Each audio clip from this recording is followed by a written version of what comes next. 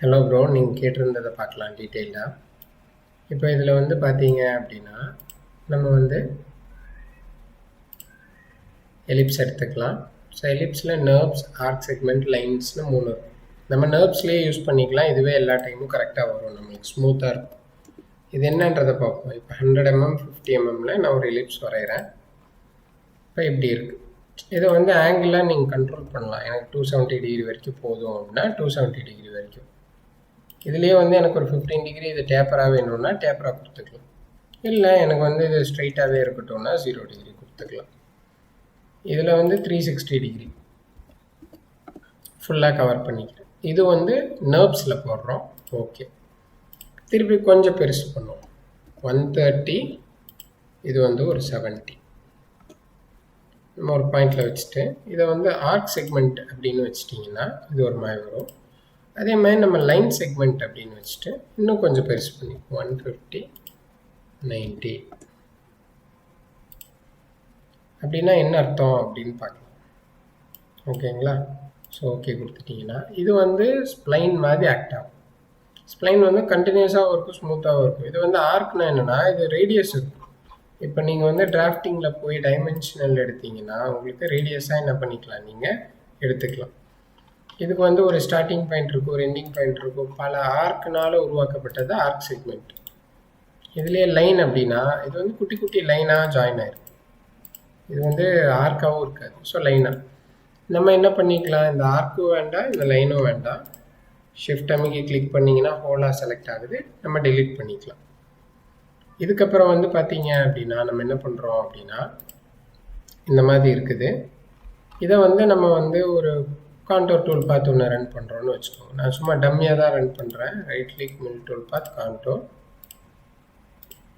Chain clockwise, cutter selection, default, cut பேராமீட்டரில் left hand side, depth of cut இருக்கட்டும்.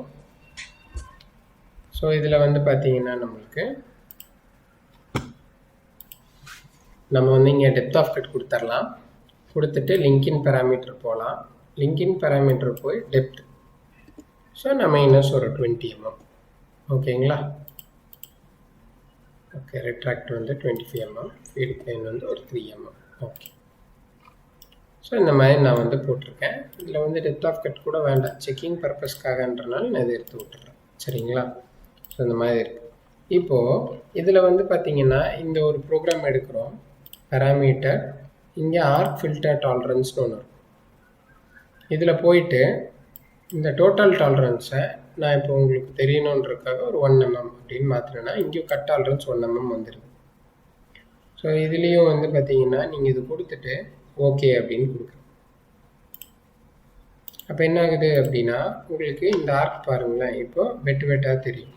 So இது எதனால் அப்படின்னா அந்த ப்ரொஃபைலை அது வந்து 1 mm பிரிக்குது. அவ்வளோ டாலரன்ஸில் ஆர்க் லென்த் படி, டிஸ்டன்ஸ் படி வராது, இது எல்லாமே ஆர்க் லென்த் படி பிரிக்குது.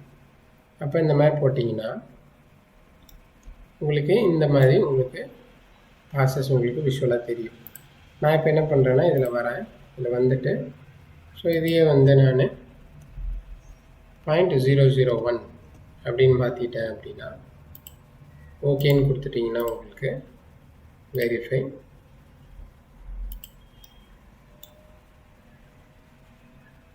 உங்களுக்கு இந்த மாதிரி இருக்குது. இந்த மாதிரி வரும்போது சில ப்ரொஃபைல்ஸில் வந்து சின்ன சின்னதாக லைன் மார்க் வரும். அது வந்து அது எவ்வளோ ஸ்பீடாக படிக்குது, ஸ்மூத்தாக மூவ்மெண்ட் ஆகுதுன்றதை பொறுத்து இது மாறும். அதுக்கப்புறம் இது ஸ்ப்ளைன்ஸாக இருக்கிறப்போ ஒன்றும் பிரச்சனை இல்லை, கரெக்டாக எடுத்துக்குது.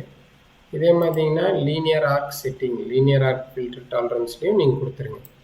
இப்போ நான் இந்த அளவுக்கு வேணும் அப்படின்னா இந்த அளவுக்கு இதையும் கொடுத்துட்டு இந்த அளவுக்கு நம்ம இதையும் கொடுத்தோன்னா இன்னும் ஸ்மூத்திங்காக இருக்கும்.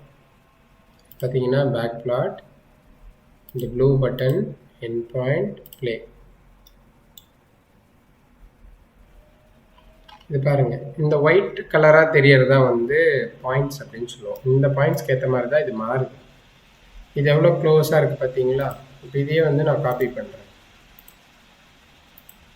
பேஸ்ட் பண்ணுறேன், பேராமீட்டர் போகிறேன். இதில் வந்து பார்த்தீங்கன்னா இப்போ நான் இது ஒரு 1 mm வைக்கிறேன். இந்த linear and arc filter tolerance off பண்ணிடுறேன். ஓகே, இப்போ இதை வந்து நம்ம பேக் பார்ட் பண்ணலாம்.